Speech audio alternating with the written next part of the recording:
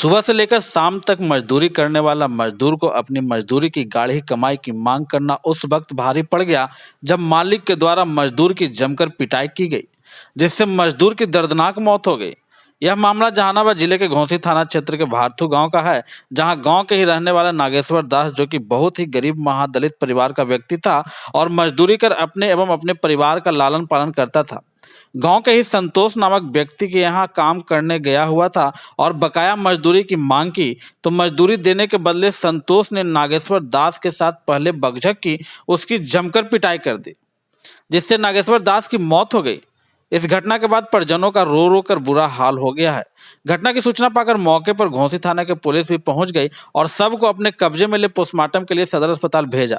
घटना के बारे में मृतक के पुत्र ने बताया कि मेरे पिताजी मजदूरी कर घर का भरण पोषण करते थे। घर का वह कमाऊ व्यक्ति थे। जब अपने मजदूरी की कमाई गई बकाया पैसे की मांग संतोष नामक व्यक्ति से गांव में ही करने गए तो उन्हें मार पीट कर गंभीर रूप से घायल कर दिया। इतना ही नहीं, घायल अवस्था में संतोष एवं उसके एक अन्य साथी राजीव दोनों मिलकर नागेश्वर दास को उसके घर के पास छोड़कर चला गया। घर में सोए नागेश्वर को उसकी पत्नी जब उठाने गई तो नागेश्वर की मौत हो चुकी थी। इस संबंध में जानकारी मिलते ही घोंसी थाना के पुलिस मौके पर पहुंच गई और पोस्टमार्टम के लिए शव को भेज दिया। इस संबंध में अनुमंडल पुलिस पदाधिकारी का कहना है कि प्राथमिकी दर्ज की गई है। परिजनों का आरोप लगाया जा रहा है कि मजदूरी मांगने पर पीट पीट कर हत्या करने का, उसकी भी जांच की जा रही है। पोस्टमार्टम रिपोर्ट आने के बाद ही मामला क्या है पता चल पाएगा। इस संबंध में मृतक के पुत्र के बयान पर 2 लोगों पर पैसा मांगने पर मारपीट करने का प्राथमिकी दर्ज कराई गई है। सर, मेरे पापा एक मजदूरी करते हैं और वही में हम लोग को पाल रहे थे। जब मजदूरी राजीव कुमार ही जब बाकी था तो पापा ने उन्हें मजदूरी मांगा तो उन्हें बुरी तरह से पीटा गया और ये बुरी तरह से पीटने के हालात में ला करके घर में रखा गया। यही में रात में उनका मौत हो गया। मजदूरी मांगने पर पिटाई की गई है? हाँ सर, मजदूरी मांगने पर पिटाई किया गया है। हम एक घर में हम ही वैसा है जो पढ़ रहे थे और लोग को देखल पार नहीं लग रहा था। वो लोग थोड़ा ऊंचे कास्ट से बिलोंग करते हैं, लोग देखता है कि इसका बेटा कौन कौन लोग पिटाई किया है, कौन कौन लोग मारा है? मुख्य रूप से तो सर हम नहीं कह सकते हैं कि मतलब संतोष सिंह भी थे, साथ में थे। एफआईआर किए हैं? और राजीव कुमार ने बुरी तरह से मतलब मारा है सर। हाँ, हम एफआईआर किए हैं। कितने लोगों पे एफआईआर किए? हम 2 लोगों पर एफआईआर किए, क्योंकि उन्हीं लोग के साथ में पापा थे। अब जो भी बताएंगे सर वही दोनों बता सकते हैं कि आखिर मेरे पापा के साथ क्या हुआ था या क्या नहीं हुआ था। आप लोगों को क्या पता चला मजदूरी मांगने पर पिटाई की गई? जी सर, उनको कि यहाँ हमने गेहूँ काटा था, मेरे पापा ने गेहूँ काटा था, तो उनको कि यहाँ मजदूरी बाकी था। वो मजदूरी खेत में नहीं दिया, बोले कि घर पर आकर के मजदूरी ले लेना। तो हम बोले कि जब हम खेत में काटे हैं तो खेत में ही ना मजदूरी होता है, सब खेत में देता, आप घर ले जाएंगे। तो बोला कि नहीं, घर पे आके ले चल जाना। तो जब घर पे गए तो नहीं दिया, उसके बाद बोला कि बाद में ले जाना। तो हम बोले कि पापा छोड़ दीजिए, जया होगा जया ले आइएगा। जब अब भी मांगा गया उनसे मजदूरी करीबन 6 महीना, तो ये भाव बताइए कि 6 महीना से ये भाव हो ही गया है। उसके बाद जब अब मजदूरी मांगा गया तो उनको बुरी तरह से पीट करके हत्या कर दिया गया। क्या नाम था आपके पापा का? मेरा पिता का नाम नागेश्वर दास है सर। कहाँ घर है? भारथू। आपका क्या नाम हुआ? मेरा नाम अरविंद कुमार है सर। देखिए, केस रिपोर्टेड हुआ है। उनके परिजन का कहना है कि कल वो शाम में आए, सोए और सुबह में बता रहे थे कि नाक से ब्लीडिंग हुई है। ऐसा कुछ मामला है इस तरह का, तो हम लोग उसको पोस्टमार्टम कराए हैं। लेटेस्ट सी अभी तो हम लोग उसको इन्वेस्टिगेट कर रहे हैं। तो मजदूरी के लिए पीट के हत्या का आरोप लगाया गया सर, इसमें कहाँ तक? देखिए, अभी ये प्रथम दृष्टया तो यही है कि वो घर पे आए हैं, रात भर सोए हैं, सुबह में बता रहे हैं कि नाक से ब्लीडिंग हुई है, तो घर में रात भर रहे हैं। देखते हैं आगे क्या मामला है।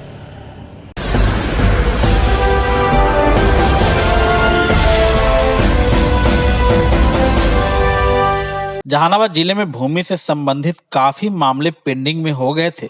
इन सभी मामलों की पेंडिंग की वजह कभी कोरोना बनी तो कभी विधानसभा चुनाव, लेकिन अब जिला प्रशासन इन मामलों में सक्रिय हो गए हैं और जिलाधिकारी ने सभी प्रखंडों के अंचलाधिकारी को सख्त हिदायत दे दी है कि प्रत्येक शनिवार को जनता दरबार लगाकर जल्द से जल्द मामलों का निष्पादन करे। इसी कड़ी में जहानाबाद सदर के अंचलाधिकारी संजय कुमार अम्बस्ट एवं नगर थाना प्रभारी रवि भूषण श्रीवास्तव थाने में जनता दरबार लगाया, जिसमें कि कई लोगों के मामले को ऑन स्पॉट निपटारा किया गया।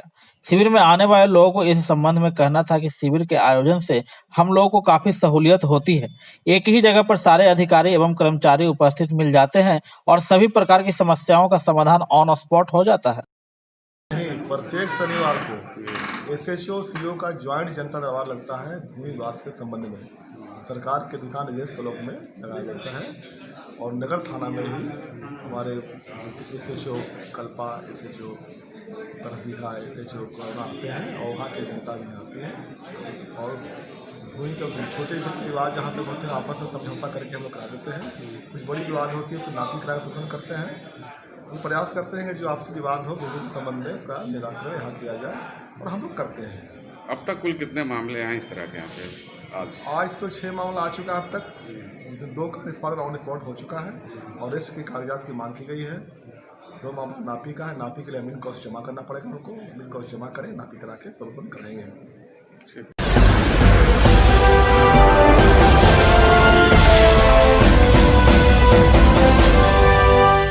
जहानाबाद जिले के काको प्रखंड मुख्यालय स्थित तारा इंटर कॉलेज में इंटरमीडिएट परीक्षा के एडमिट कार्ड नहीं मिलने पर आक्रोशित छात्र छात्राओं ने जमकर बवाल काटा। दरअसल आज से इंटरमीडिएट की प्रतियोगिता परीक्षा प्रारंभ हो गई है। इससे पहले सभी छात्र छात्राओं को एडमिट कार्ड उपलब्ध भी करा दिया गया था, परंतु तारा इंटर विद्यालय के दर्जनों छात्र छात्राओं को एडमिट कार्ड नहीं मिलने से इस परीक्षा में वंचित रह गए। परीक्षा के पहले दिन आक्रोशित छात्र छात्राओं ने विद्यालय में आकर प्रवेश पत्र की मांग करने लगे। जब विद्यालय द्वारा प्रवेश पत्र दिए जाने में असमर्थता जाहिर की गई तो छात्र छात्राओं का आक्रोश फूट पड़ा और हंगामा शुरू कर दिया। हंगामा की सूचना पाकर मौके पर काको थाना की पुलिस पहुंच गई और किसी तरह समझा बुझाकर मामलों को शांत कराया। छात्र छात्राओं का कहना था कि हम लोग विधिवत रूप से फॉर्म जमा किए थे, फिर भी एडमिट कार्ड नहीं आया। परीक्षा से वंचित छात्र छात्राओं ने इस विद्यालय प्रशासन पर लापरवाही का आरोप लगाया है। यस सर, जो एडमिट कार्ड नहीं मिला हम लोग का, देवराजीत कुमार बोल रहे हैं सर। ऐसा यहाँ प्रिंसिपल साहब बोलते हैं कि एडमिट कार्ड तुम लोग का डेमी एडमिट कार्ड मिला है और वो जो एडमिट कार्ड एग्जाम वाले नहीं मिला है उसकी गारंटी हम नहीं है। भगवान भरोसे। कितने बच्चों का नहीं आया? 15 बच्चों का ना आया सर। अच्छा, तो क्या हुआ अभी? तुम लोगों ने हल्ला हंगामा किया? जी सर, कि हम लोग का एडमिट कार्ड चाहिए, अन्यथा एग्जाम रद्द किया जाए। तो और लोगों का एग्जाम हो रहा है? जी नहीं सर, बंद करवा दिए। अभी हो रहा था सर जी।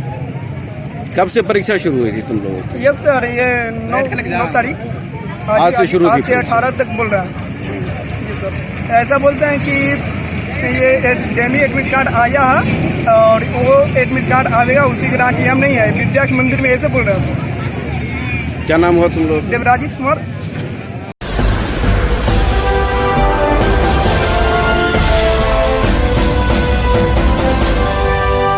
जहानाबाद के होरिलगंज मोहल्ले में दांगी समाज द्वारा स्वर्गीय यदुनंदन महतो की 118वीं जयंती धूमधाम से मनाई गई। इस मौके पर ग्रामीण इलाकों से भी दांगी समाज के लोग सहित बड़ी संख्या में जिले के सामाजिक कार्यकर्ता मौजूद रहे।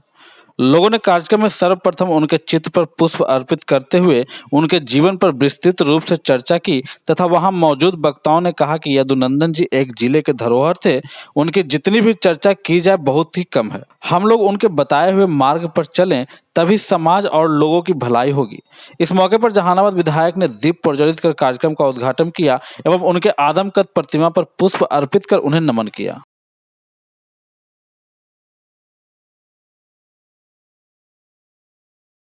आज जयंती समारोह में उनके जयंती समारोह पर उनके विचारों का हम लोग आदान प्रदान कर समाज में बढ़ाते हैं और व्यापक तरीके से प्रचार प्रसार कर उनके आदर्शों का पालन करने का हम लोग प्रयास करते हैं।